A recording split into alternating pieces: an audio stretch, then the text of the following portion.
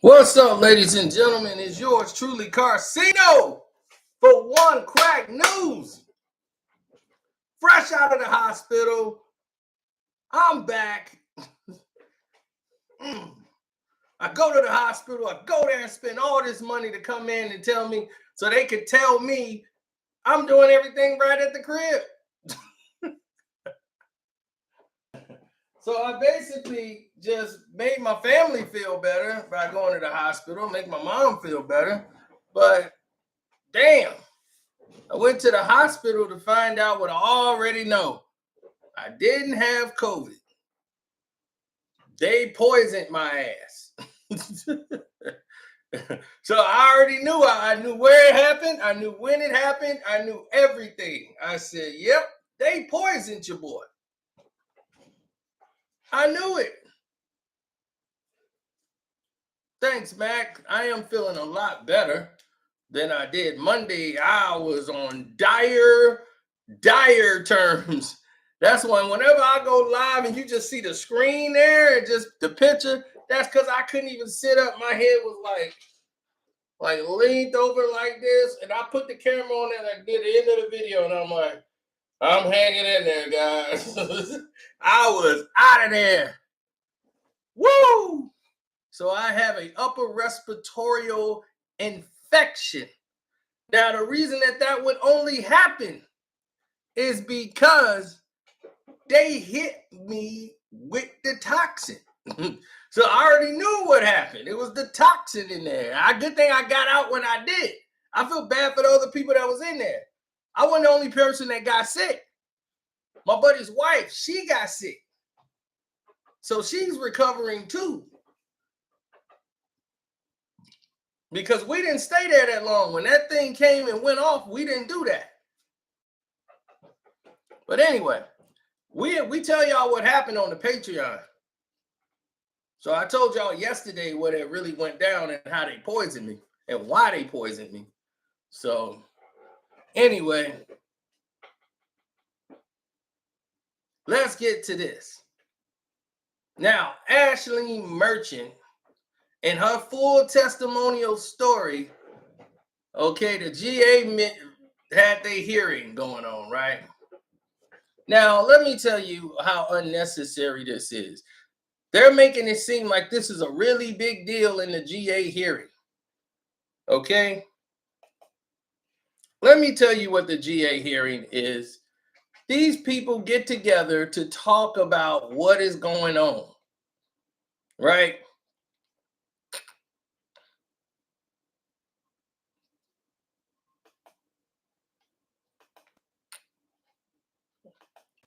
You see this, right? Okay. I'm sharing the screen so you can see it.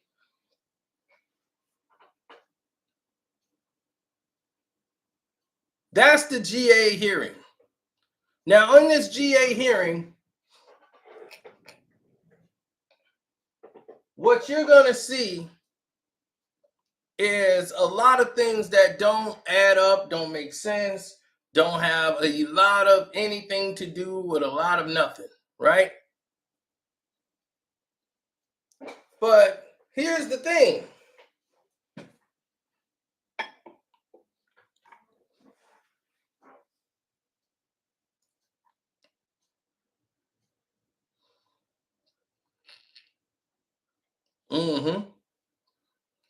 All of these people here that you see on the screen, they have no power.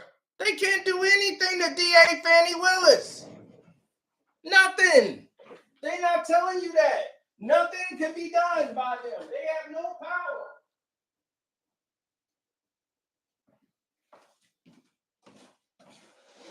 They can't do a damn thing. So this investigation means absolutely diddly squat. This whole hearing meant nothing. This is something that they do all the time, is have a hearing. But now this is for Danny Willis or Fani Willis, whatever. This was nothing. They have no power to do anything to the DA.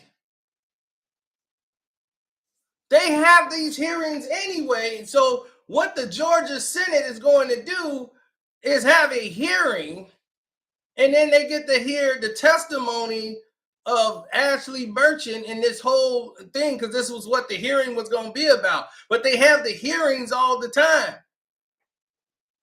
So now this was just going to monopolize what the whole hearing was going to be about today. It was like, well, okay, let's have it about Fani Willis. But they have no power to do anything.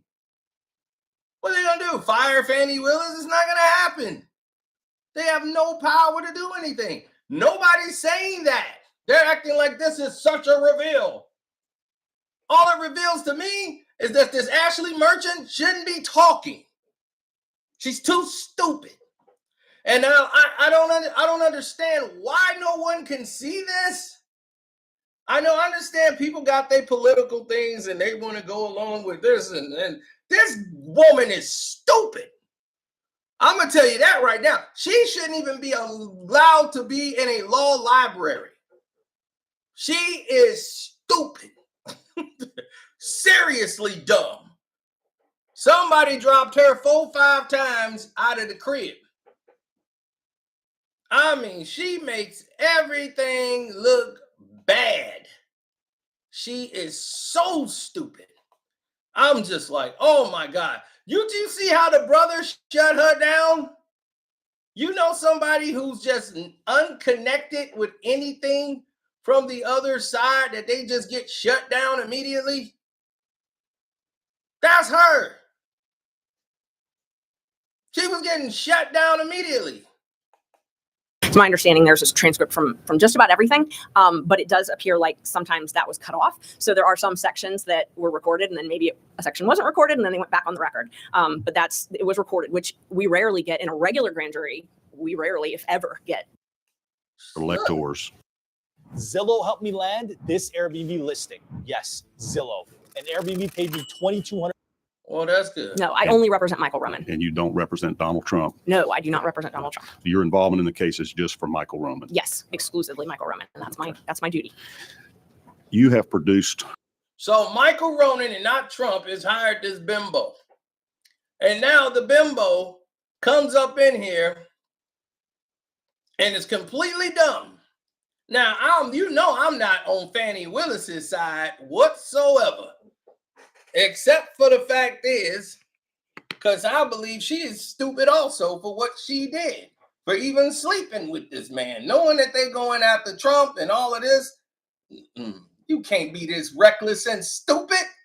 So yeah, I'm mad at her as a black man looking at this situation. You just set black folks back 5-10 more years. Anybody in this profession that want to move up, they're going to use y'all two dumbasses as the example. Now, this idiot right here, oh my gosh, she was the typical, what you would call blind. Listen to how dumb she is today. No one is even talking about it. I'm like, are people so oblivious that they not hear how stupid this woman is? Quite a few documents to us. Yes.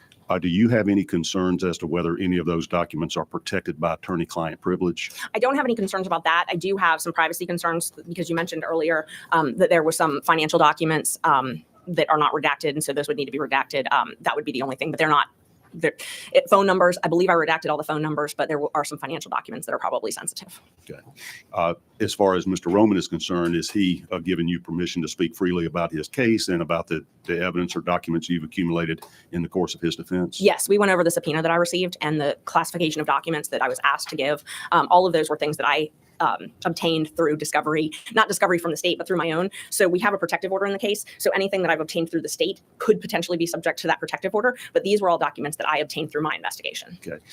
Most of the members of this committee are attorneys, but not all. Okay. And I recognize that the general public will be hearing some of this or either now or later. Tell me a little bit about when you're talking about states discovery. What do you mean by that? I know, but Right. everybody else may not. Yeah, definitely. Yeah. So we have a statute in Georgia that allows us to do what's called opt-in. So if we opt into the discovery statute, that means we're engaging in reciprocal discovery, which means that the state has to give us a copy of all of the material that they plan on using at trial. They also have to give us copies of anything that would be arguably exculpatory. And so in this case, there's been a lot of discovery exchanged because obviously there's a lot of defendants. And if they wanted to classify something as sensitive, they would do so. And then if we wanted to be able to disseminate it to any third party outside of our practice, we would have to have court permission to do that. Yeah. But when we are investigating a case, not everything comes through discovery. So in general, I would investigate a case on my own, and those items are things that I did not receive from the state. So we've got different classes of documents: the documents that I actually received from the state through discovery, through formal discovery, and then documents that I developed on my own. Okay. And out of these documents that you've obtained from the state through formal discovery, that they're obligated to provide defense attorneys to fairly defend your client. Some of those have been deemed to be sensitive and that are not freely disseminated? Yes. The state, how the protective order works, and the protective order is public. It was publicly filed. If the state deems something sensitive, they let us know that. And if we dispute that, or we have some reason that we want it to be able to be disseminated, we would have to go to the court and basically argue over that. Fair to say any of the documents you have provided to our committee were things that you obtained outside of that formal discovery process and are not subject to any protective order? Yes, I did not. Nothing that was subject to the subpoena or that I provided was something that I got from the state. Okay. And nothing was subject to that protective order. I went through and was very clear on that. Okay. And I'm wanting to make sure of this because this committee has made it clear from the beginning, it is not our intent in any way to interfere with the criminal prosecutions. And so I would not want to be circumventing a court order that was for the protection of the privacy of the parties to that case. It is not our job to interfere in that case at all, or in your motion to disqualify Ms. Willis. I appreciate that. And I was very cautious because I certainly don't want to go against a court order Sure. protecting. So I did not disclose any of those documents. So tell me a little bit about the special grand jury process. It sounds like that occurred before you were ever even hired in this case. It did. It occurred, and my client, Mr. Roman, was not involved in that at all. So he was never someone that was issued a target letter or a subpoena or contacted. So he was never involved in that either. So he didn't have counsel, obviously, since he was never involved in the special purpose grand jury. But in my role defending him now, I've obviously reviewed all of the things that happened with the special purpose grand jury that I have access to. So it's my understanding Ms. Willis obtained an order from, at the time it was Chief Judge, I believe it was Judge Brasher, who was the Chief Judge at the time, obtained an order to impanel a special purpose grand jury. And I followed that in the news before I was involved in the case because it's very unique. It's not something that happens very often. Normally when we see a special purpose grand jury, it's some type of investigation into a jail or something like that. So it was kind of unique to see that. But from reading everything, my understanding is a lot of the witnesses weren't willing to necessarily talk without a grand jury. And so that's one of the reasons that they had to impanel a special purpose grand jury. But it was very unique. I've been practicing here a long, long time, and I haven't seen a special purpose grand jury to basically advise the DA, apparently, or a subsequent grand jury as to whether there's evidence to prosecute. Is that essentially what it did? That is exactly what it did, yes. So, and now through the discovery process, I've been able to review a lot of the transcripts and also talk with a lot of the lawyers who were involved and witnesses that were involved in the special purpose grand jury. But that's what they did. They used that process to subpoena, particularly out-of-state witnesses. So in Georgia, it's always difficult when we have a witness who's out of state because we have the interstate compact. We have to get a certification to get a witness subpoenaed from out of state. It is not easy. It is one of the more difficult aspects of our job. So they used the grand jury process, the special purpose grand jury process, to bring in testimony and bring in witnesses from out of state. They issued a lot of target letters to people back and forth. There was a lot of people that were targets and then weren't targets who testified, maybe negotiated some type of immunity, things like that throughout that special purpose grand jury. Okay. And is that made public to other defense attorneys if immunity has been granted to any witnesses? I don't know if it was made public originally. I know that some of it has been provided to us through discovery. We had a motions hearing where the judge ordered that the state give us copies of transcripts because they had everything recorded. So there's a transcript from the special purpose grand jury. It's my understanding there's this transcript from just about everything, but it does appear like sometimes that was cut off. So there are some sections that were recorded and then maybe a section wasn't recorded and then they went back on the record. But it was recorded, which we rarely get in a regular grand jury. We rarely, if ever, get that type of testimony. So that was very unique to have. Is the state required to let you know if they've granted immunity to any witnesses that may have been utilized in the special grand jury process or in seeking the indictment? Yes, they are. And, some of that has been given to us through discovery. Some of it has been given to us from other attorneys, the attorneys who maybe represented those parties. There was a lot of back and forth. There were a lot of, and this, I believe this was all public, that some of our state representatives, I think the governor in particular, were subpoenaed, and there was a back and forth over who could grant immunity, who had the power in that office to grant immunity. And that's something that I reviewed in my work on this motion with the DA's office, because Mr. Wade was the one that took over that power. And so the the emails that were attached to a lot of the pleadings, it was interesting. It first started out that there was someone else in the DA's office who's actually an employee of the DA's office who was negotiating all of that. And then it evolved to another member of the DA's staff. And then ultimately it was Mr. Wade. And there's emails where he said, I'm it. I'm the only one that can grant immunity. I'm the only one that has the power to do this. I'm in charge. Was he engaged or involved in the special grand jury process? Oh, very much so. He was by far the lead of it. And do you have the timeline of when that special grand jury was authorized and when it began to meet?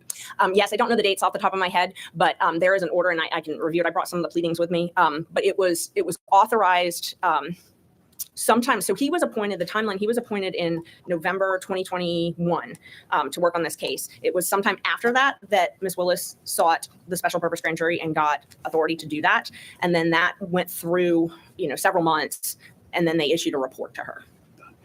So he was hired by the Fulton County DA's office before the special grand jury was authorized or Yes. impaneled?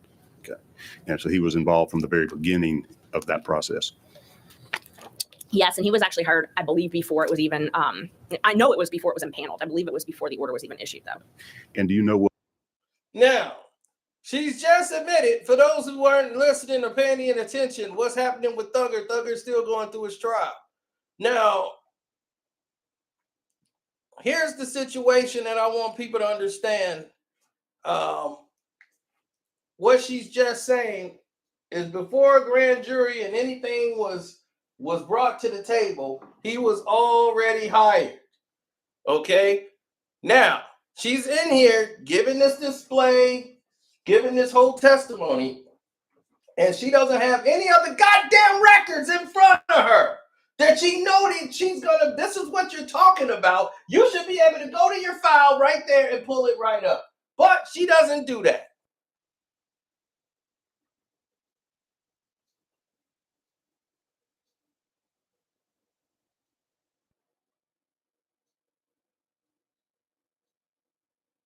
She doesn't do it. And he's asking very simple effing questions that deludes her entire lies. Now let's continue to listen because he's asking very simple goddamn questions. Wait till the brother get to her ass. What his role was as what's the official term? A special assistant district attorney? It's a good question. I'm not sure. He usually goes by special counsel or special prosecutor. I don't believe he goes by special assistant district attorney. I don't think he's permitted to do that. I've studied these statutes a lot, and there's no real term for it. I've heard him go by independent counsel, things like that, but I don't really think independent counsel would be an appropriate term because he's not independent. So I've studied, I did not know this before, but I've studied, the structure of the independent counsel in the federal system. They're actually a separate office. They have their own appropriations to have a separate office, and they are kept separate from the U.S. Attorney's Office. So that would be where you get the independent counsel term from, or independent prosecutor. He goes by special usually, so special prosecutor or special counsel, and I think that's because he's not independent. Always with a special counsel. Is this commonly used in the state of Georgia? I don't know the scope of your practice. I'm not familiar with DAs doing this often. No, and so I do practice throughout the state, and I've practiced in almost every county in the state at some point in my career, and it is very rare. I've had instances where there is special counsel, but those are very limited, and I can tell you about those, and then I can also tell you what I did to investigate that, because I had the same question. So first, just so you'll know why we're asking. Mm-hmm. The scope of this committee is we've heard a lot of the allegations, and you, as a matter of fact, made most of them, or made right. some of these public. And there's of course a public, outrage or uproar or concerns about some of the alleged improprieties that you have brought forth, both within the in the system, kind of what's appropriate conduct, right. And also financial improprieties. And we're tasked with investigating and finding the true facts, and not just taking the press at face value. And that's why we're asking you for documents, et cetera, so we can independently verify the various allegations that have been made.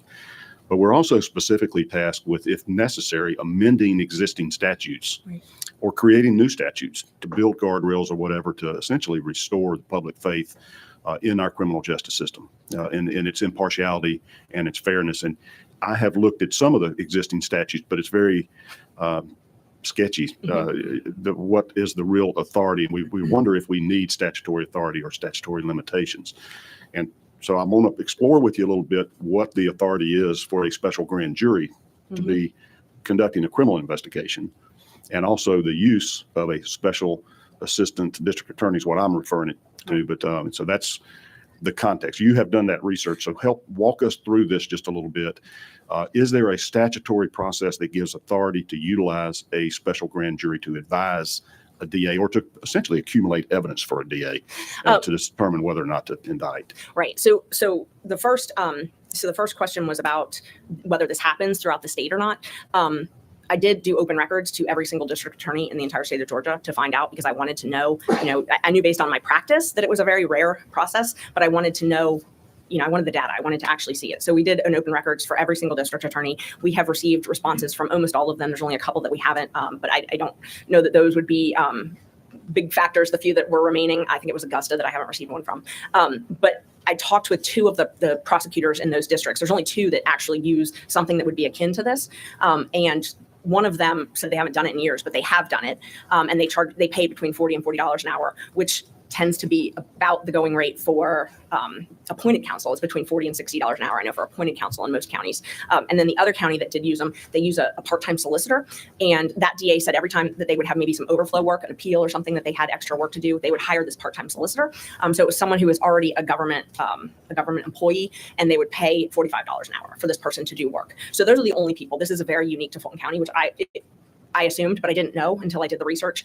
Nobody does this but Fulton County. And the AG's office does it. And so we got a lot of arguments from the state about, well, the Attorney General's office does it. But that's a whole different statute. It's not even the same section. So the Attorney General is authorized because they represent all of the state agencies. They are authorized to hire outside counsel, and they have to because there's a lot of conflict issues. And so it makes sense. So you've got different needs for hiring outside counsel. You've got conflicts if there's a conflict. And if there's a conflict, you'd have to hire someone who's outside the office. You couldn't hire someone like in this case, like Mr. Wade, to be special counsel because they're in the office. So you can't, when you have a legal conflict, you have to have the offices have to be separate. So with the AG, that's usually what happens. Sometimes it's specialized knowledge. I mean, you've got people who are representing commissioners. You've got people who are representing, people in certain agencies in the state, in certain types of power. And so it might be a specialized practice area. So the Attorney General is authorized, and they actually publish it on their website, all of the rates. It's very transparent. So I went through and looked at everybody's rate. I mean, it's very transparent. How much they pay, it's based on experience. They get approval for that. They get approval for the appropriations for it. And it's just extremely transparent, which is in direct contradiction to how it works in Fulton County. And do you know how many judicial districts we have in Georgia? I don't. I do not. I could look at my open records request. So the judicial districts, there would be a district attorney for each of those. And so those are who I sent all of this. It's over 50. It's over 50. I think it's 59, but I'm not positive. That's what I think. I think it's 59. So out of those 59, you reached out to all of them to see if their district attorney's offices for each judicial circuit ever utilized a special assistant, outside counsel. Yes. Okay. And out of those, only 3 of them have ever done it? Only 2. Only 2. Only 2 had ever done Fulton it. County is one of them. Only 2. Well, yes. I'm sorry. It's 3 counting Fulton County. Yeah. I did not send an open records to Fulton County on that because I already knew that they did it. Is there a statute that authorizes that? There is a statute, and I cite it, if I may, I cite it in my brief. Feel free. Okay, thank you. I don't want to misquote it. Let's see.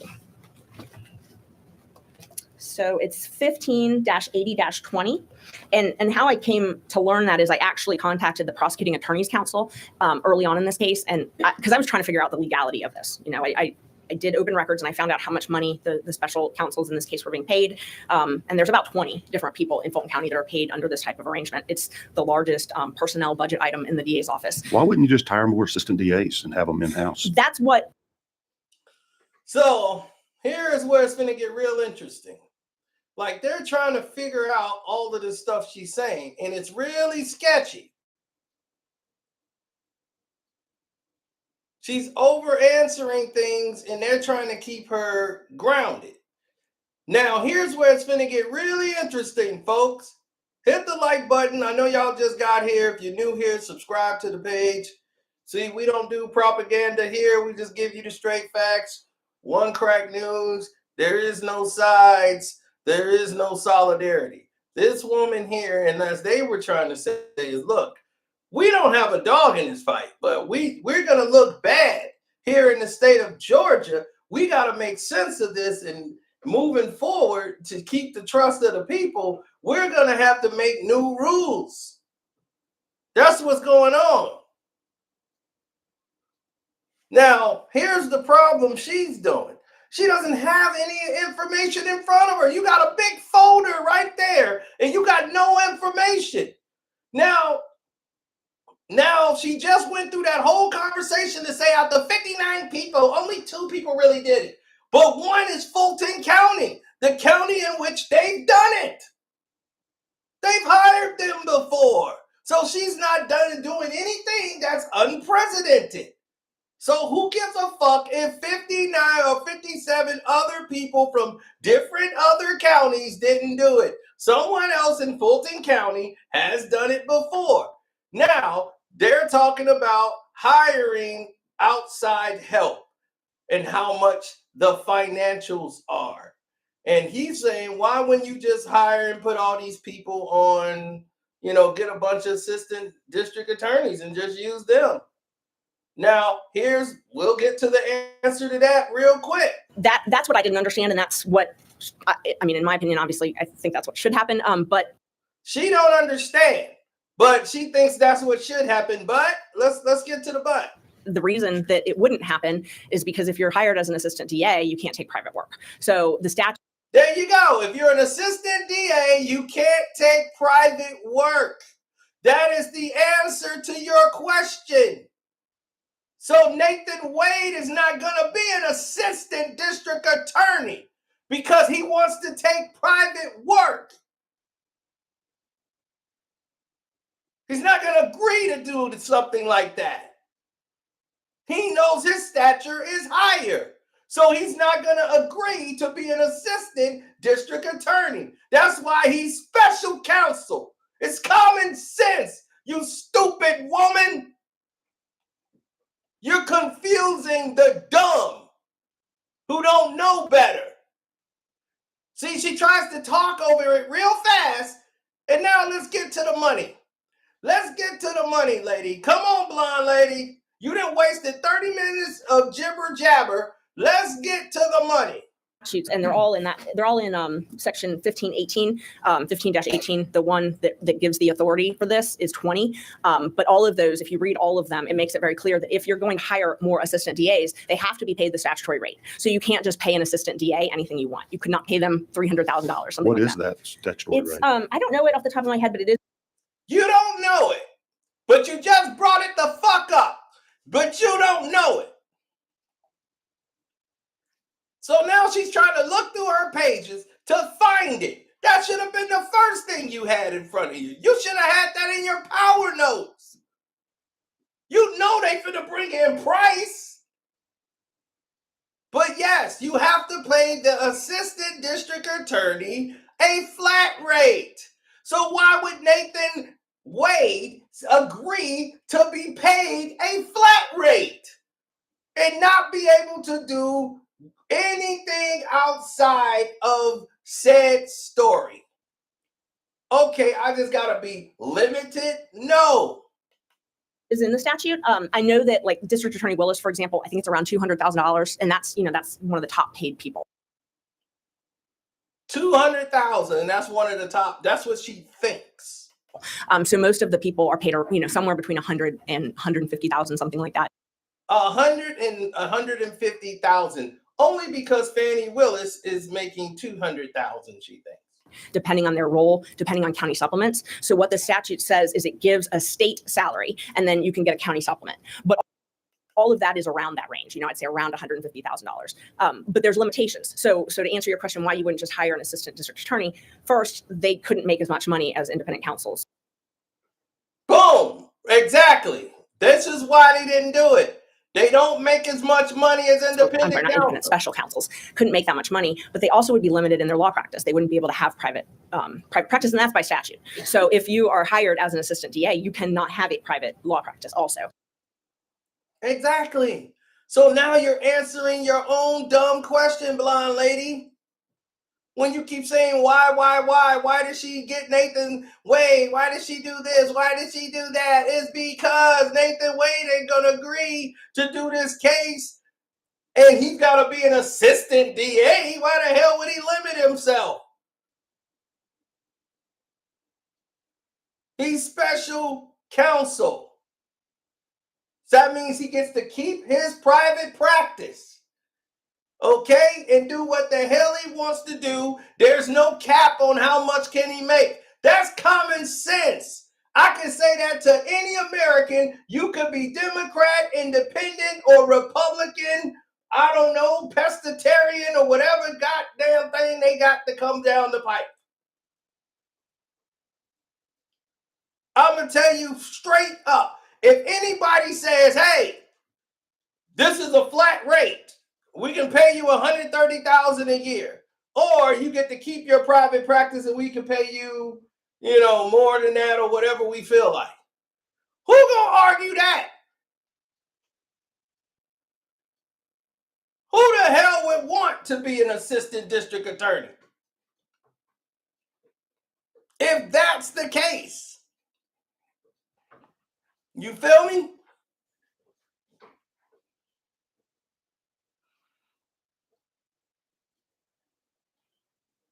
This woman just irritates me because she's answering her own damn argument. Do you know how many there are in Fulton County DA's office? How many special prosecutors? No, how many assistant district attorneys? No, I actually opened records that, and it was declined. So we actually had a pending open records lawsuit, which I did bring. I asked for that. I asked for how many were hired, when they were hired, when they were fired, and they declined to give me that under the Open Records Act. So we ended up filing a lawsuit, and that's still pending.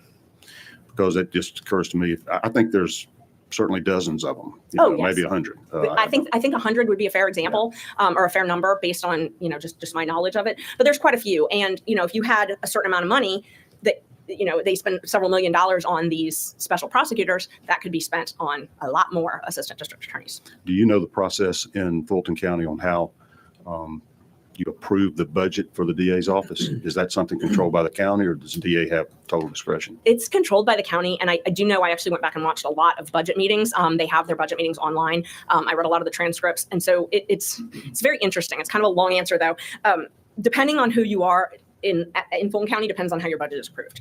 So for example, the county attorney, if they want to hire special counsel, okay, and pay them hourly, like in this case, they go and they get that approved at the county level. They actually appear in front of the county board of commissioners and say, we need to hire this person at this rate, and they approve the rate.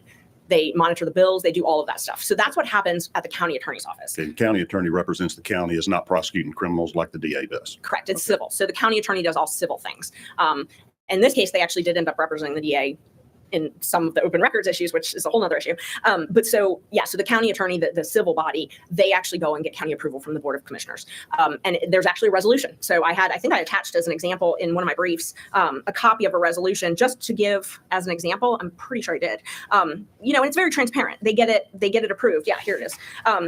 It's called a resolution, and it's a resolution authorizing funding for additional personnel. And basically they go and they say, we need this for this project. We need this budgetary item, and it's approved. It comes out of their budget, though. So they're not going and asking for more money for the county attorney's budget. They're just asking to use the county money that they've already been allotted for this special counsel. The district attorney has taken a different position. And I was surprised. So I watched hundreds of hours of Board of County Commissioners meetings just to make sure that I wasn't missing anything, that she never went and asked for approval for any of these special prosecutors. Her budget is granted through the Fulton County. It is. It's in part of its budget. It is. These special prosecutors have been paid a couple different ways. They were paid with state seizure money. So the first, around $100,000 of Mr. Wade's funding came from state seizure money. It appeared from looking at the budgets for the state seizure that fund ran out. So then it started coming from the general fund.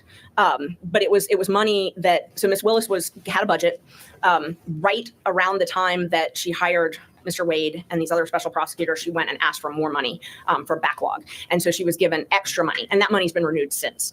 It was given to her to hire 55 additional personnel, and it's actually in the resolution. She went in front of the Board of County Commissioners and asked for it.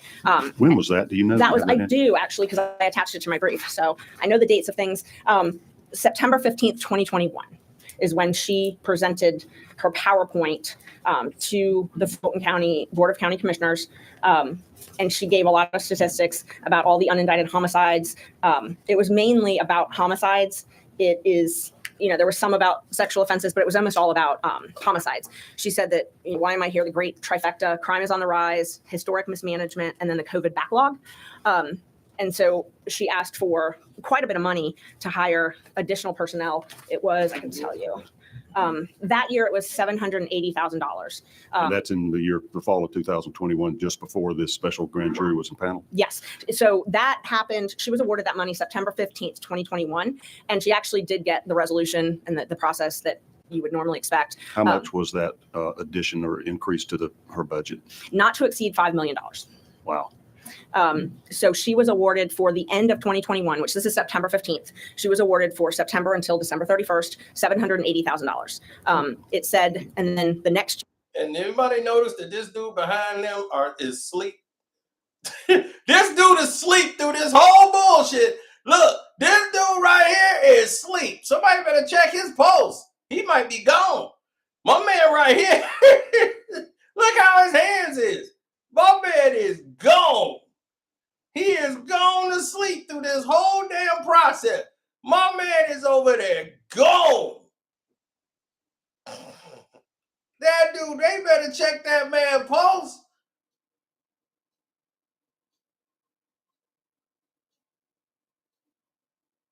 He gone. He ain't paying attention to this bull. Year, not to exceed up to $5 million. So hang on for 1 minute. My vice chairman here, Chairman Dolezal, is way more high-tech oriented than I am. Okay. He has downloaded some of your documents that you produced to us that I had asked him to have available so we could see them here. And I think you have produced to us this PowerPoint presentation that Ms. Willis made to the County Commission in September of 21 to allegedly fund backlog of murder cases, et cetera. Yes, right? that would be Exhibit A to that motion. Yes, Okay. that's it. And is that what we have on the screen here? Let's see if we can flip this one right. You're sending out rewards and payouts, but it's a struggle to do it right. Multiple vendors, multiple. It is. Okay, so this is part of her PowerPoint presentation for additional funding over and above her previously appropriated budget from the county. Yes. Yes, it is. Okay, all right. So what were the county procedures for approval of funding for, additional outside counsel, or in this case, it sounded like she was going to hire 55 people in-house to help with the backlog. Does the county have guidelines or rules or regulations as to how you get funding approved for either additional staff to work on her backlog of homicides or for special counsel to assist you? Oh, yeah. Yes. What are those proper procedures? You have to get approval by the Board of County Commissioners. And the statute that I cited originally, 1820, that statute actually is the one that it says that you can hire additional personnel like this, but it has to have county approval. So, the statute says it already. When you were asking about it changing statutes, it's clear in the statute that it has to be approved by either local law or the governing authority, which would be the county in this place, and in this instance. And it's very specific that it can't be paid with state funds. Anything in that September 15th of 2021 proposal or request for funding that addressed or contemplated special counsel to pursue indictments against folks for election fraud? No, not at all. And I watched the video. It's online. Her speech, where she used the PowerPoint in the speech. There's nothing about that at all. And in fact, what was submitted was pretty specific. It was to hire 55 new employees, not contractors, employees, in November 2021 and December 2021. And I did open records based on this, asking who was hired and the dates of hire, because I wanted to be able to track that, and that was denied. And who made that denial, the DA's office or the county? The DA's office. And I did bring the open records lawsuit just in case you had any questions about that. So it was the county, and I can tell you when I filed it. Let me see. And we went back and forth, and I requested it several times, but it was Dexter Bond at the DA's office who sent a letter back and said, we don't have that. We don't have to give it to you. He's like the chief assistant for Fani Willis. He is, and he's also the one who went to the Board of County Commissioners whenever they needed funding. So if they had some large printing, and they had a big rebranding campaign where they had a lot of Yeah, see, that's what Dexter Vaughn is doing. See, what Dexter Vaughn is doing is his damn job. He's saying, I don't have to give you it. You got to come with a legal presence of a letter for me to provide you with something. I'm not going to give you something because you want it to try to use against me. The hell I'm going to do that for? F you. Go to court, get your letter or whatever, and then I'll present it. But I'm not going to voluntarily give you it. Dexter Vaughn is doing what he's supposed to do. Money that was spent on this rebranding, like posters and things like that around the office. And who does that? What's your opinion on that? You think the statute or county procedures permit that? No, I do not. And I cited several different county ordinances. So when I read the statute, when I read 15-18, this brother right here is, wait till you hear him. That's the only person I want to hear it from right now, because we finna get through all this. This stuff is just getting on my nerves. being an argument prep, and then meeting with team. Most of his billing is meeting with team meeting, team investigation, team brain drain. He called it different things like that. But I went through, and I mean, that's the majority of the bill. And So now we got this brain drain thing that she's talking about, and how his law offices was paid. They forget the main thing. DA Fani Willis can allocate funds how she wants. It's how she wants. There's no rule saying she can't do it. She can allocate paying that man what he wants. They know that. So it's a waste of time. So let's get to the brother, man. Forget all this. I want to hear brother. I don't want to hear from nobody else but the brother. When the brother get up there who had to sit there through this 2-3 hour movie that's sucking the life out of people.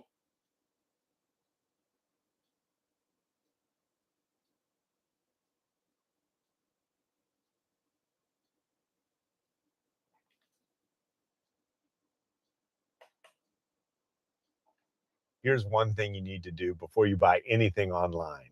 Don't spend another dime on Amazon. And then he started depositing them to his when I say personal, just him, IOLTA, an IOLTA that did not have anything to do with Mr. Bradley or Mr. Campbell. do you think Mr. Bradley was aware that he was running the money through a separate account? I think it might have been part of the reason that they dissolved. Okay, there, brother, man. So February 9th, Yes, page 24.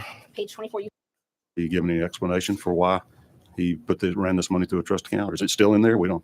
I mean, the last I knew, he didn't give any explanation. I mean, he just said that he pays for everything through his business, and then he basically just said his accountant figures it all out. Okay.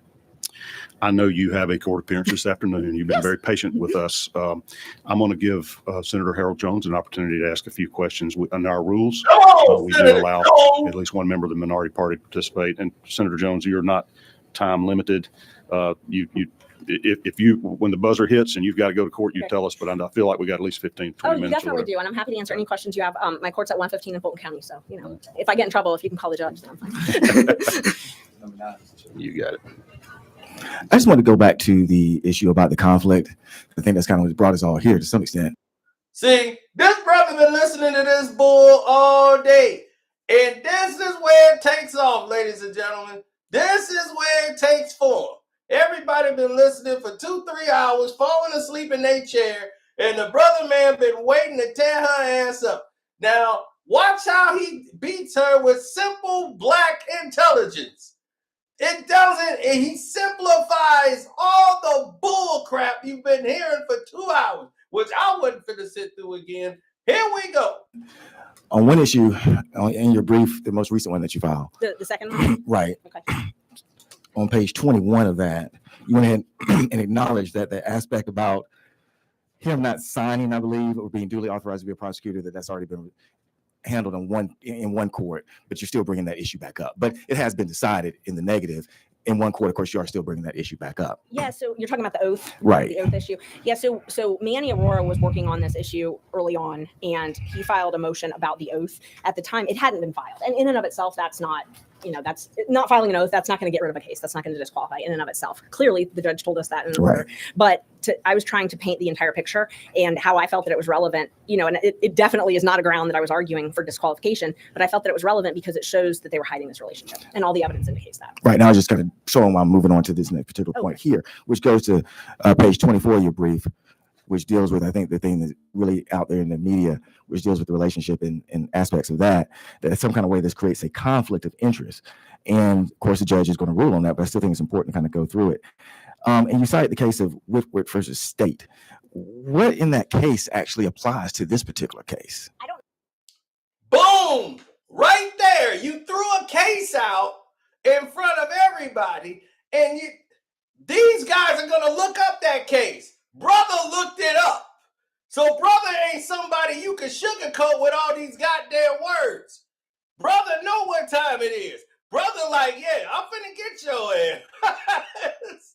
You threw that out there. What about that case that you threw out there that results, that case comes in line with this one? Come on. You said it was the last one that I filed? Yeah.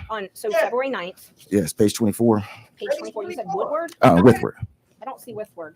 At the bottom, Georgia courts have developed their own standard for disqualification of prosecutors. That's not my page 24. You must be looking at a different, the one that was filed February 9th at 3:47. We can't hear you. I'm so sorry. Just I'm so pull the sorry. microphone Yeah, just of pull it course. closer to you. Yes, I want to make sure I'm following the same one. You're talking about the defendant supplemental reply that was filed on February 9th at 3:47? No, let's go back. Okay. Let's use your first one. Okay. Okay. Yeah. One that's a little bit more. Okay. So that one there on the Whitworth case. Tell me how that actually impacts this particular case. Which page are you referring to? Page 24. Page 24.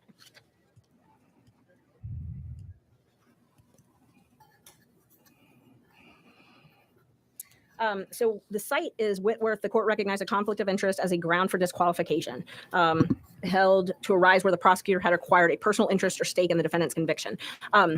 And I don't, I wish I had that case in front of me. I don't have the case in front of me, but essentially to answer your question, that first of all is physical precedent only. So Right. yes, and we But you did cite it. and said Right. that it's physical Yeah. precedent only. And you're using that as the basis really to say it's a conflict. There's no other case law that you actually use in this particular brief to say it's a conflict other than Whitworth and also amusement sales, which deals with contingency fee. Right. And so in Whitworth, and I have the case if you want to go through it, it actually talks about that there's ways of citing the conflict. Right. Number one would be if he had or prosecutor had actually spoken to the defendant.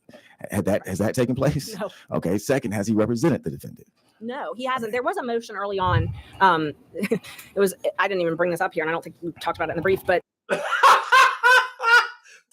is whooping her ass. Now everybody can see brother's going through all the media bullshit and he is whooping her ass with facts. With facts. He's coming at all her lies with flat facts. You see how she can't do that with brother? All of a sudden I wish I had the case in front of me. Yeah, but you cited it. Matter of fact, it's one of the only cases you cited in the entire lawsuit. You don't know it? Brother know the case off the top of his damn head. He said, I got it right here if you want to go through it. And now I don't really know. I'm blind and dumb. I just watched Barbie. Whitworth. At the bottom, Georgia courts have developed their own standard for disqualification. You don't know where it is in her own goddamn book. 24. It's not that hard. That's not my page 24. You must be looking at That's not my page 24. the one that was filed February 9th at 3:47. The brief to say it's a conflict other than Whitworth and also amusement sales, which deals with contingency fee. Right. And so in Whitworth, and I have the case if you want to go through it, it actually talks about that there's ways of citing the conflict. Right. Number one would be if he had or prosecutor had actually spoken to the defendant. Now, the prosecutor has never spoken to the defendant. Has that taken place? No. Okay. Second, So, okay, that didn't happen. has he represented the defendant? Has he represented the defendant? No, he hasn't. There was a motion early on. It was, I didn't even bring this up here, and I don't think we talked about it in the brief, but there was a motion early on because Mr. Campbell, who's Mr. Wade's law partner, actually sent a mailer out to my client and all of the other defendants. Yeah. So I don't think anybody called based on that, but they did advertise to them saying, call us to represent you. And then they came with the third, which says there has to be a personal stake in the defendant's conviction. Right. So is that what you're relying on there, that there's a personal stake in his conviction? No, in the prosecution also. So, and in that case, that's physical precedent only. And I don't remember the specific facts of that case, but it's not just a conviction. And obviously the state wants it to be just a conviction. And we argued this extensively over 3 hours, I think, in front of the court, but it's also a personal stake in the prosecution. And that was an amusement, prosecution. In that case, that was a contingency fee case. So That's that was correct. completely different. Yeah. And so in amusement, it was a contingency fee case. So they had a personal stake actually really in the conviction because they only received the contingency fee when the conviction happened. Right. So what you're really saying is that they had a personal stake in just bringing the case, because he can't have there's no personal stake in the conviction similar to amusement, correct? Well, so amusement's a little bit different because there is no conviction in a forfeiture action. Correct. But they're going to get money if they win. Right, but there's no conviction. But they're going to get money if they win. That's the They key. get money if they keep the forfeiture. So it's where that was a forfeiture case. I think that was like game slots. That's correct. Yes. But they get money if they win. Right. But That's the only way to get money. Yes. They don't you get said money for conviction, bringing it. So I just want to make sure it was clear Right. that was not conviction because you can't have a conviction. But they only get money if they're the victor. in He's receiving his amusement. funds. Mr. Wade is receiving his funds because he's billing because the case is going on, correct? Oh, yes. Not because he wins a case. No, he can lose the case and still Absolutely. make a ton of money off of it. So what you're saying is the actual conflict is just bringing it. No, the actual conflict is, oh God, that's a long answer. The actual conflict is lying on your disclosures about how much money. I'm talking you as far as give. this issue is concerned right here. When you use Whitworth, you use amusement sales, and they say that there has to be an actual conflict. And amusement sales, and let's go back to Whitworth if we can, because in Whitworth, the person was actually told, the prosecutor was actually told by another prosecutor that they want the case to actually resolve in a conviction. Because what had happened was the defense attorney came to the prosecutor and said, we would like to plead. Mm-hmm. And the prosecutor basically said, no. He went and got advice from somebody, and that prosecutor said, we would like this case to resolve in a conviction. Right. And so the question, and that then was held not to be a conflict. They said that still is not an actual conflict, even though someone told that prosecutor. We want to see a conviction. We actually want to see it go to the end. Don't plea him out. And the court said, no, that's not an actual conflict, because what you have to show is there's an actual unfairness to the defendant in the trial. Right.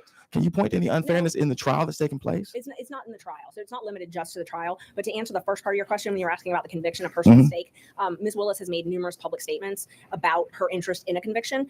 There's some emails that had been admitted as part of it, as part of some of the exhibits in the case. There's a lot of pleadings, so I don't know which one exactly, but talking about her desire for there to be a conviction and jail time. And then in my case, for example, so Mr. Wade offered my client misdemeanor probation. So we were the first people to get an offer, and we said no, we wanted a dismissal because he was not guilty, and that did not happen. So obviously there's an interest in him being convicted of something, because when the plea offer was for him to pay a $5,000 fine and have a misdemeanor. So in reality, because you said that he wanted to extend the case out, he was actually trying to end your client's case. With a $5,000. It was going to end. It There was would. no more billing on that case, because earlier you Just said, mine. but earlier you said that you believe, which was total speculation, that they created this case against your client to do more billing. And what you're just telling me now is that he was willing to stop his billing because he offered your client a misdemeanor and you rejected it. You're the one who's continuing the billing. I don't go by the hour. No, you're the one that's continuing to make him bill. He was willing to cut that off. You said, I believe that they created this case against my client Right. so they can continue to bill. Not But he just my basically,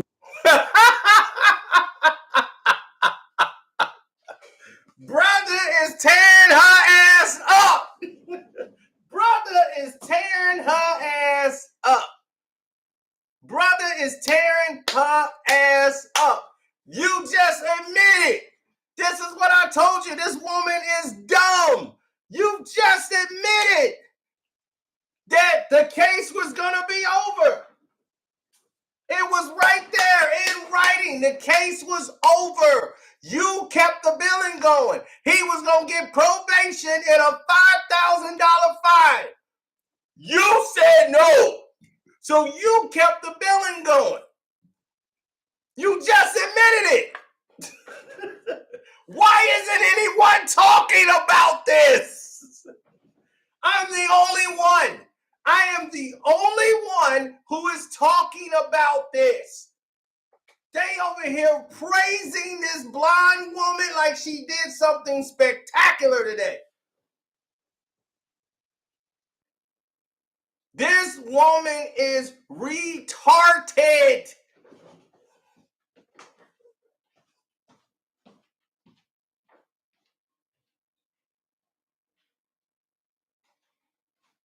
Oh my God. She is dumb. Now it's all coming around full circle.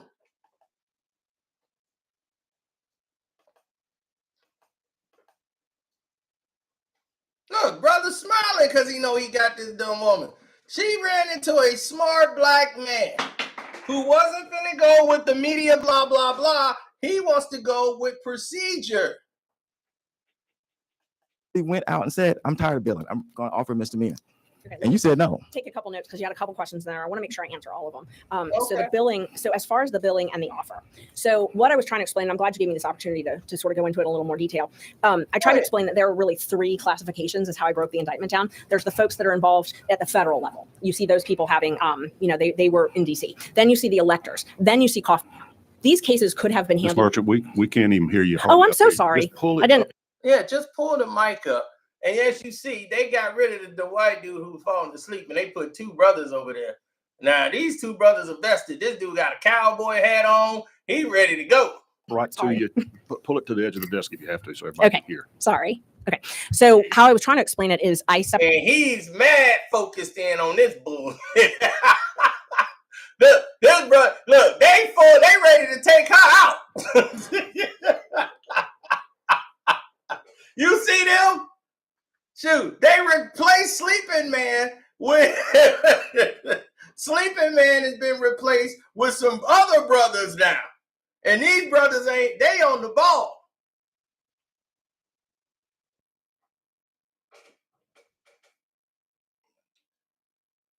Well, this is why she's not Trump's attorney. She's the guy that was representing Trump, one of his homeboys. She's representing them. She's representing that Michael, whatever his name is. She's Michael Roden or whatever. She's representing him. Break this down into three different types of cases. And it could have been handled that way. Coffee County could have been prosecuted in Coffee County if it had been chosen to do that. The stuff with the federal could have been handled in federal court if they had chosen to do that.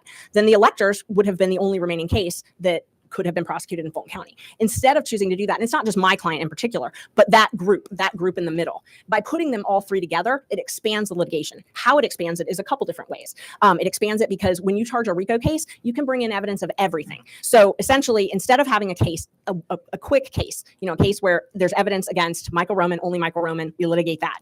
They expanded it to include these three different classifications. What does that do? That means the trial is going to be a year. They can plead people out. They can plead Michael Roman out, they can plead this person out, they can plead people out, but they're always going to have that large enterprise. And it actually does, even if they pled my client out, the offer was for him to testify. So, for him to testify, even though he would not be on trial, his acts would still allegedly be on trial, which still expands the litigation because he's not gone. The deal's not, you can plea out and you're gone. Bye. We're not taking up time with you. It still expands it. So my whole point earlier was that this expands the litigation because imagine if we just had, like you see in other cases, one defendant.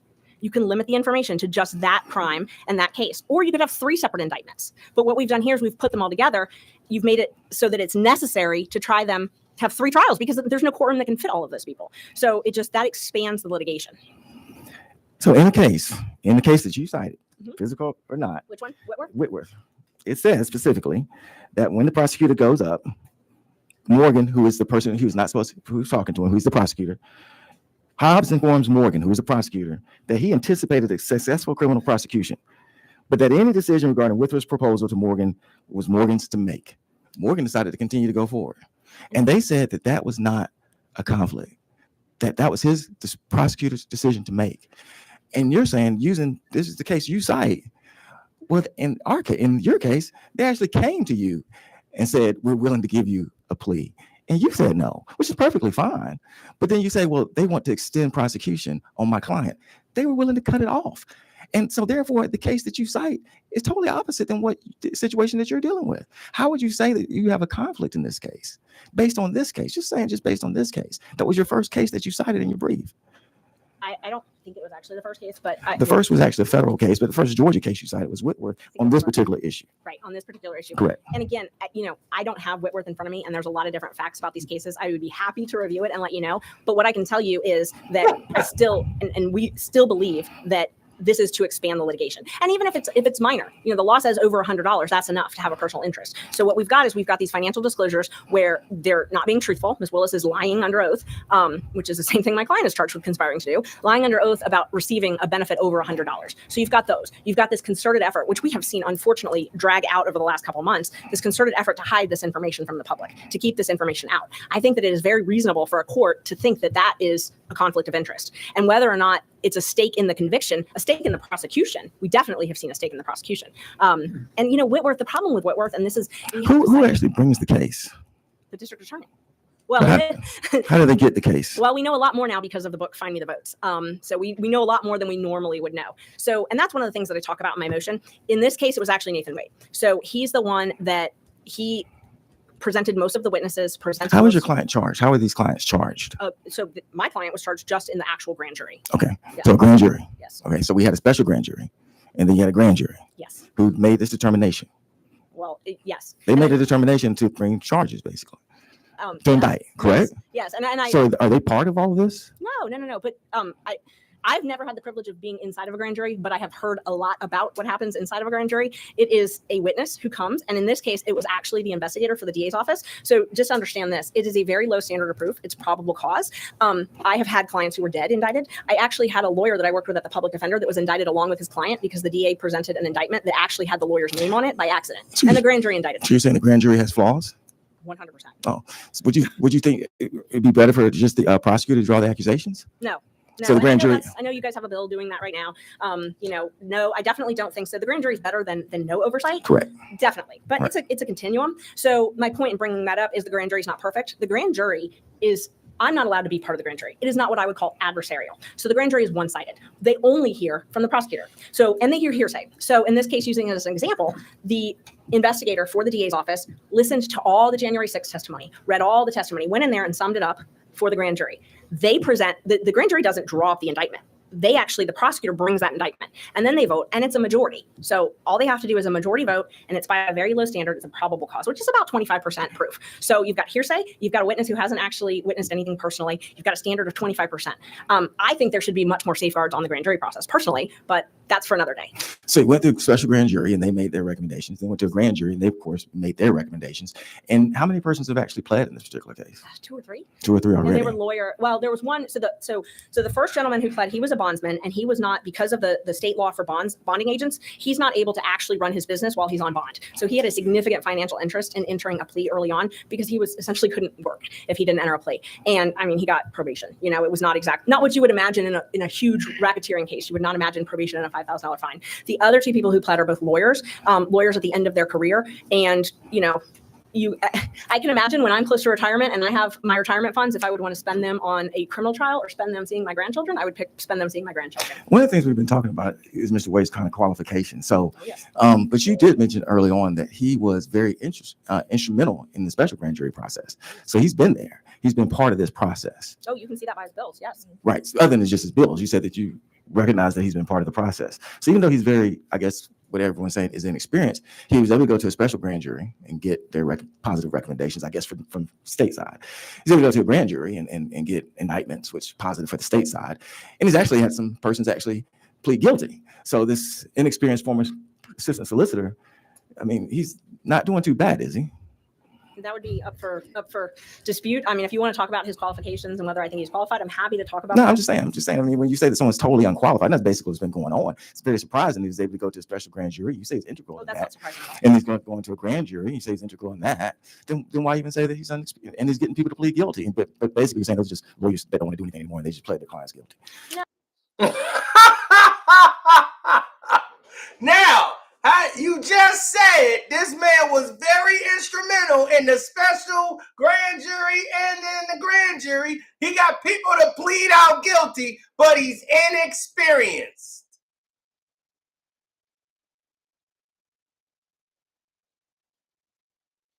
Now, once again, this woman is stupid. I tried to tell you. And this brother is the only person on this whole panel who is answering everything she's saying with intelligence. Just by details. No personal dog. He's using everything she filed against her. Everything she said against her.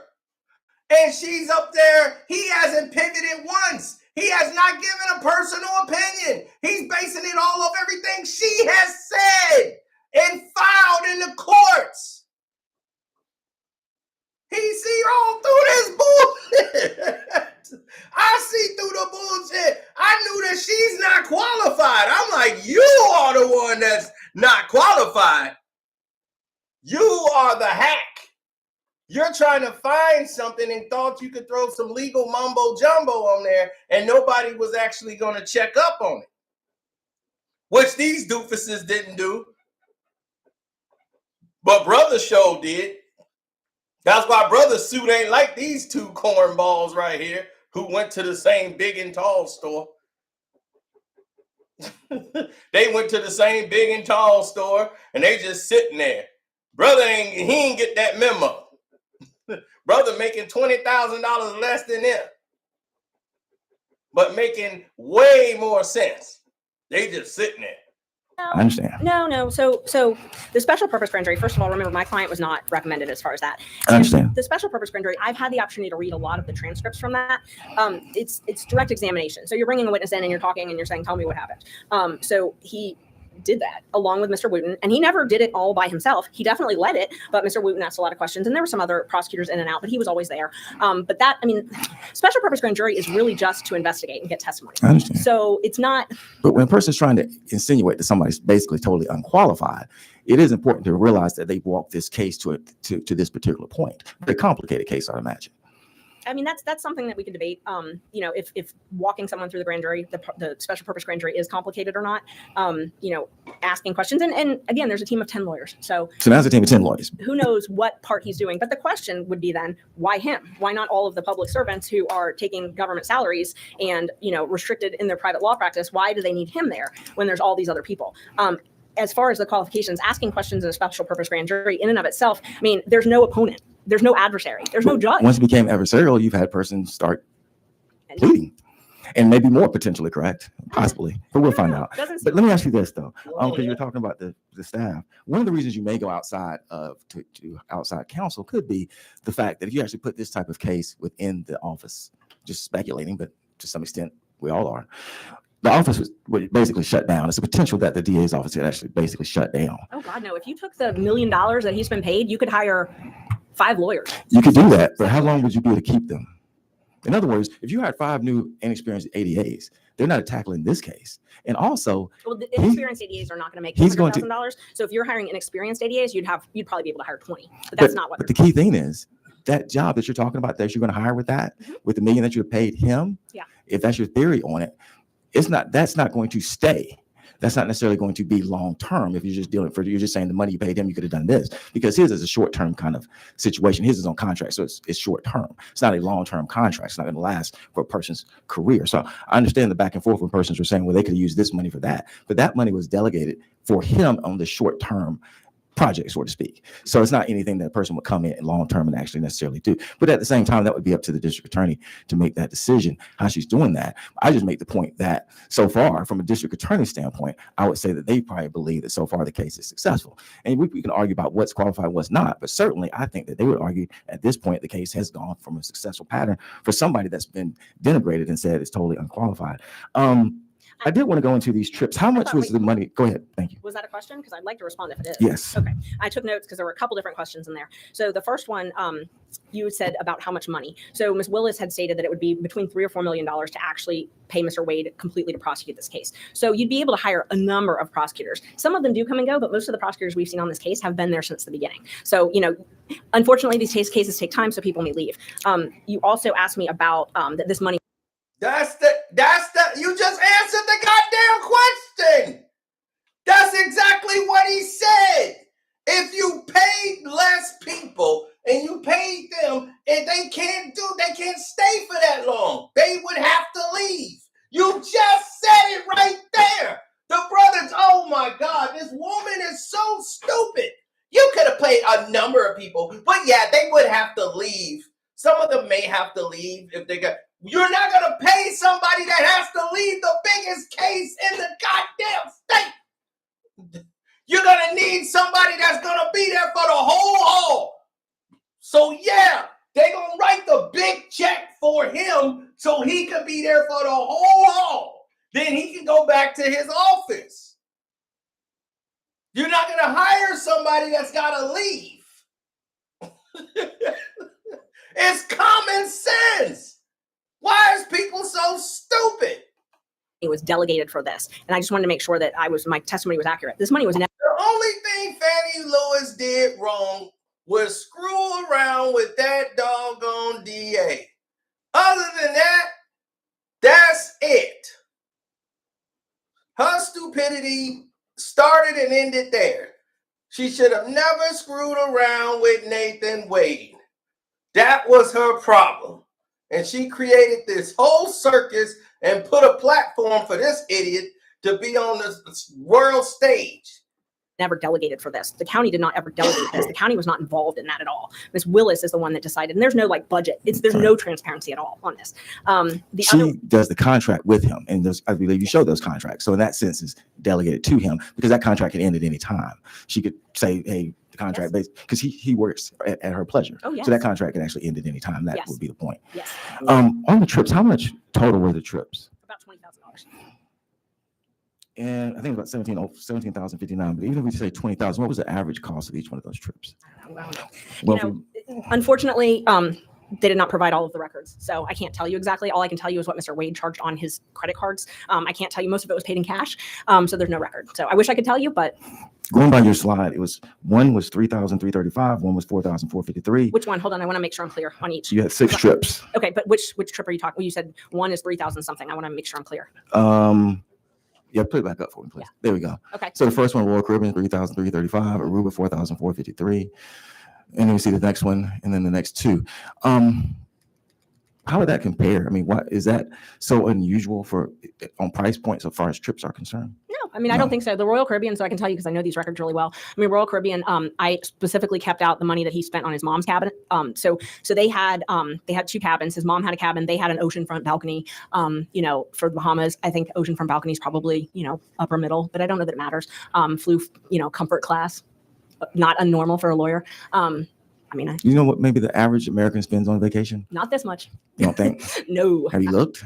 No, I haven't, but I would imagine most of the Fulton County taxpayers would love to go on any of these trips. Well, if you, since you speculate a lot, I could speculate and say that you did look, and that's why you didn't put it in your brief, because Forbes actually says that the average is about $3,700 that a person spends on a vacation. For a single person or a family? Family of 4. Well, at that time, they were taking 2 and 3 at the time. That makes sense. That's about normal. Hold on. I want to make sure that's clear. You said they were taking 2 or 3 at a time. All of these, I made very certain that my numbers only included the 2 of them. So the one trip that they took his mother on. 2 adults. 2 adults, yes. It's nothing extraordinary. So you said $3,700 for a family of 4. That Right. does not surprise me. For families that can afford to go on vacations, does not surprise me. So it's basically what the average American would do.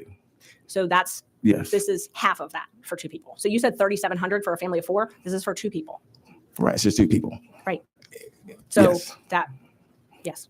So it wouldn't necessarily be average. It's 2 adults. Bottom line is it's not extravagant. It's not lavish, is it? The law only says $100. So But it's not lavish. that's one of the reasons. All right, exactly. He's getting to the point, lady. It's not lavish. That is a regular trip. $3,700 for a vacation. And I swear, this dude is ready to take off on her. They better watch this, brother. Brother ready to come off and take off, dog. He having some flashbacks of 1960, and he ain't liking nothing he hearing. He snapped that other dude up out the seat quick. This brother right here, the way he looking, dog, he looking like, man, this ain't going well. This ain't nothing I like to hear. He ready to snap. Somebody better watch him. Brother ready to take off. He don't like nothing here. Especially when brother started talking, he was like, yeah. Brother like, yeah, that's right. And then the way he hear her talk, oh, she better watch herself. She gonna get popped. This case gonna get solved out of court. I didn't include all the Ubers. I quite frankly didn't want to do the math. But there were a ton of Ubers on each of these trips. There was a hotel at the beginning of the Royal Bahamas. I didn't include that. I didn't want to do the math. And I also did not want to. And how much does Ms. Willis make? 200 and something thousand a year. And so your brief. argument is that a person who makes $200,000 a year is actually setting up prosecutions to go on a trip that costs $3,500. That's your argument. No, not in isolation. I mean, you're talking about in isolation. No, I'm not talking about isolation. I'm talking about what's in briefs. I don't know what else you may be speculating about. I'm just talking about what's in briefs that says this is the benefit that she got. And all I'm saying is that I got a person who's making $200,000, and the benefit that you're putting into the briefs, not what you may say that you may find elsewhere, but the benefit in the briefs is I go on a trip for $3,300, $4,400, And they have made up all these prosecutions to go on a 3-day cruise for $3,300. I mean, that's your argument. If that's your argument, that's your argument. That's not. That's in the brief. That's not our argument. So we did What argue else is for in the about brief? 3 hours. What else is in the brief? What else is in the brief? Yes. A lot of facts, a lot of law. No, as far as actual financial benefit. So the financial benefit that I put in the brief was what I could prove. I did not want to have any, as you call it, speculation. I did not want to speculate about anything else. So I did not know if Mr. Wade paid for an Uber that Miss Willis was literally sitting in at the same time. You can kind of assume because it's from the airport to the hotel, but I did not want to speculate to that. So I didn't include those in the numbers. So the hard numbers in here are all of these numbers that are That's on what's in the trips. brief. Yes, the ones that I actually had hard numbers that I knew that she had. Yes, that's in the brief. In our business, we deal with proof. And so that's the proof that we have. Exactly. That's what I that did. person Yes. is doing all of this for that. Right. Okay. Oh yeah. And Understand. so what I included was what I had the actual hard proof of. And then some of it's attached to the brief. Some of it I got by subpoena. So some of it is actually exhibits that were admitted. I think I submitted to you all the certified business records from a couple different travel agencies. Those are actually admitted. And there were a lot of other receipts that I had that I did not know for sure if they were joined. And so I didn't include those. And I haven't talked about it today. Correct. Exactly. That's correct. I 100% agree. So this is what we're dealing with. Yes, you're dealing with the stuff Okay. that's hard proof. Correct. That. So my next question then becomes going to conflict as far as his salary is concerned. Just curious. Is it the amount of salary that you really creates the conflict? I mean, because we get stuck on money a lot. So is the amount of salary that is creating this conflict in your mind? No. Or is it's just the fact that he gets any salary at all? No, it has nothing to do with that. I did not make any allegations against Mr. Floyd or Ms. Cross. It's the fact that they were sleeping. Right. And what is your conflict with this man getting money? This black man getting money? Huh? What is your conflict with him?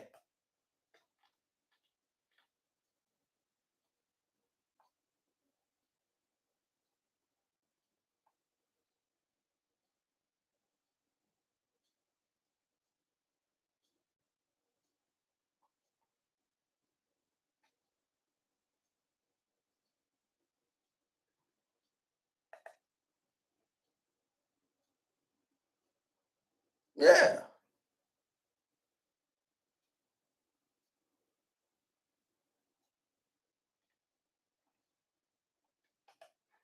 Are you mad about him getting any money?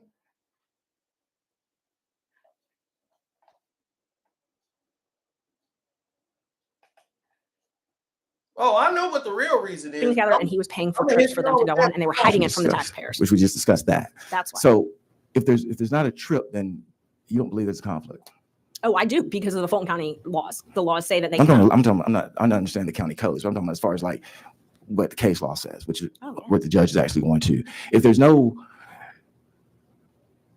not hiding that or against the Fulton County ordinances, They were hiding it, though. do you believe that there's a conflict? If they brought it out and said, hey, we're dating, is there a conflict in your mind? They only brought it out once I alleged it, and they called me a liar multiple times. What I'm saying is that they brought it out, would it be a conflict in your mind? If Is it they- a conflict? Here, And what would be the Oh. conflict? So in a perfect world, what you're asking is if Miss Willis had gone to the Board of County Commissioners and said, I'm having an affair with this man, but he is brilliant and he would be an amazing prosecutor on this election interference case. Can I have an appropriations of $3 million and I will get it done? And she had said, and I'm going to go on vacations with him and we're going to date and we're actually going to go home to the safe house that Fulton County's paying for. And he's going to be here for 4 hours at night. If she had said all that and they had given what they gave in Exhibit J, knowing that, Exhibit J, we wouldn't be here.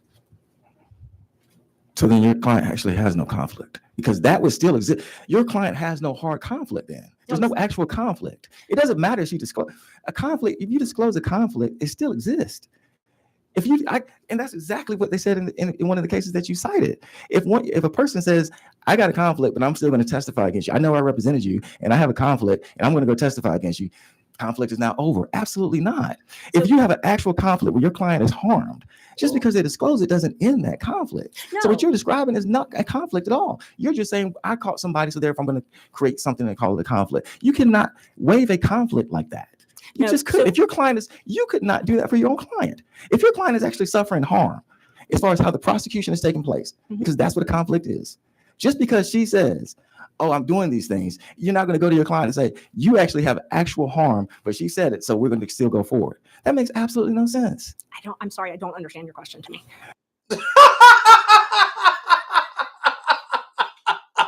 I don't understand your question. It don't make any sense. Now you basically saying that, right? Oh, they just admitted to the same thing. So now your harm is gone? No. Listen, we're still going to go forward now with the case. No, your client has been harmed. Then that means you can't go forward with it. I don't know. You don't have a conflict if you're saying if she disclosed it, it would go away. Then there is no conflict. No. I did not say that. I said we would not be here if that had happened. Right, because you wouldn't claim there's a conflict. No, because we wouldn't be here because it violates so many of the Fulton County statutes and ordinances and the state statutes that we wouldn't be here because it wouldn't have been approved. But if she disclosed it, not the way you said it. If it was disclosed, it's disclosed now. What is the conflict? The undisputed facts, the facts that we all, your side, my side. How's your client harmed? That's my question. Hold on. I'm trying to answer your first question now. So if all the undisputed facts, if those had been in front of the Board of County Commissioners, we wouldn't be here because there would not have been a contract because it's in contravention of law. So we would not be here. I would not be bringing a motion because who knows if my client would have been indicted. Now, I wish we could go back in time and undo that and see, but we can't. And so Mr. Wade was in the grand jury. He should not have been there. He should not have been appointed. Had the Board of County Commissioners known all of the facts of the case, he would never have been appointed to this case. So we can't now speculate as to what could have happened. What case law do you point to prove that? Oh, the statutes. It's not Fulton County statute. I'm asking the Georgia Court of Appeals, the Georgia Supreme Court. Is there any case that says that? And it's not. No, and it's really not surprising, honestly, because can you imagine this happening? I mean, honestly, in December, would you have imagined this happening? I think most people wouldn't. All sorts of conflicts are taken up by the Court of Appeals. I can tell you, I have found some cases in other jurisdictions, but I have never found a case in Georgia where, and mind you, this only happens in Fulton County. So we're talking about Fulton County cases where there would be a special prosecutor appointed because it's the only place that this happens. So otherwise, maybe the AG. So you're talking about a prosecutor sleeping with the person that she is appointing to do this work, paying exorbitant amount of money, not getting county approval, not filing. Is she paying him, or is he earning the money because he's actually billing hours because he's prosecuting the case? Exactly. Is she paying him for sex, or is he actually doing the job he's been hired to do? See? You see how he gets through that mumble jumble? Brother is cutting her ass up.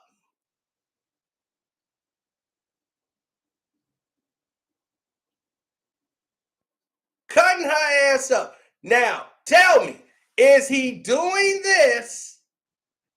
Is she paying him for sex? Or is he actually doing the damn job that he's hired to do and y'all don't like the job he's doing? He's billing hours because he's prosecuting the case, correct? A case that a grand jury indicted.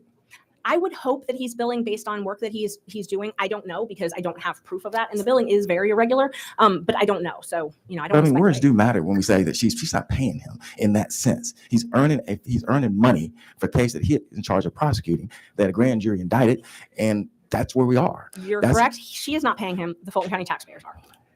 As they pay every prosecutor, as they pay every public defender and every government official that actually exists. Employees, 100%. Yes. And that he is part of that process. And he is prosecuting a case that you're involved in, correct? He's prosecuting, and he's been integral in that prosecution. And you've said that. I mean, he has been very involved. Integral to me means that he is necessary. Senator Jones, are you getting close? Yes, sir. I just had one last question, and that was in the case that you cited, it clearly says. Which case? In Whitworth versus State, it clearly says the prosecutor should see no unfair advantage in taking advantage of the accused. That creates the conflict. What unfair advantage has he done in this case? And you've asked me a lot of questions about Whitworth. I would love a chance to read it if you have a few minutes, just so I can actually respond. I don't have it in front of me, and there's a lot of cases out there, and I want to make sure I respond accurately. Try it. Try it.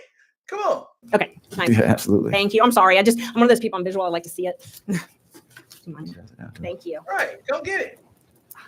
And you tell me where your client. While she's looking at this, we're going to wrap up here in a few minutes.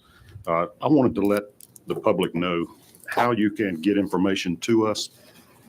Each senator questioning after today, but I'm not rushing. Take your time, read. We have, both myself and my husband have a very strong policy of citing everything.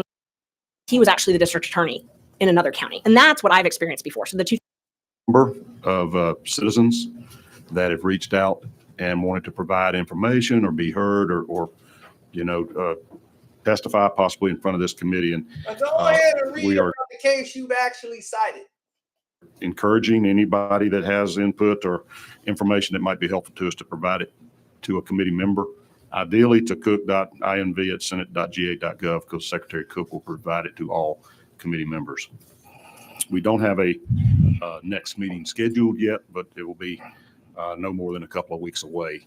Ms. Merchant, you may not be able to have completed your testimony today, and we may have to call you back for additional questioning after today, but I'm not rushing. Take your time, read that. Can it not be the first week of April? Yeah. Cobb County spring break, please. That'd be fine. Thank you. Okay, yeah, no, I'm so glad.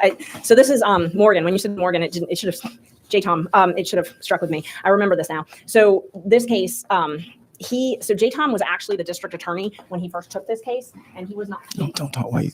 Oh, I'm sorry, I forgot the microphone. I'm not good at that, sorry.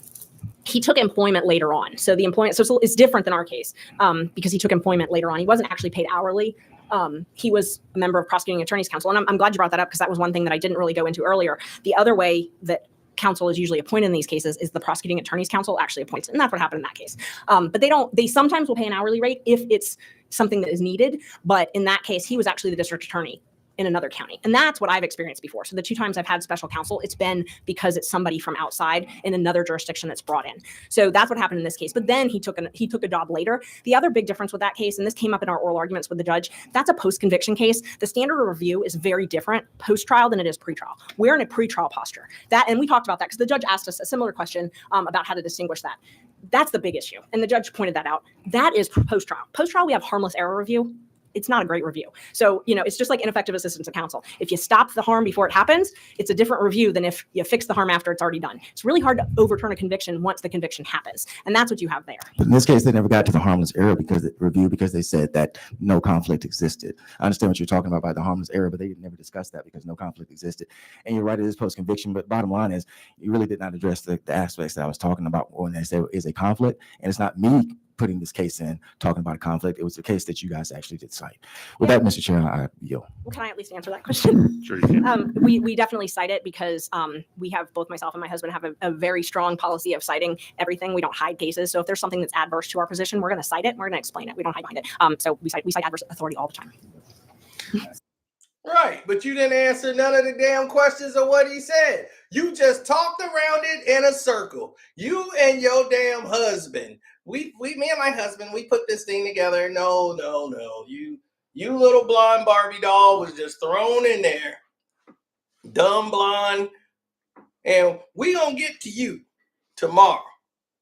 I ain't through with you by sight, Blondie. So I'm fired up now. Let me get the Carcino for Life channel going. Thanks for everybody that tuned in. Shouts out to Kwame Brown, Bus Life, Ticket TV. Welcome to HDII TV, Armando Black TV, Jag Sports with Jose Rodriguez, Dreamers Pro, Star Report, and all of y'all in the chat who stayed for the whole ride. I'm out.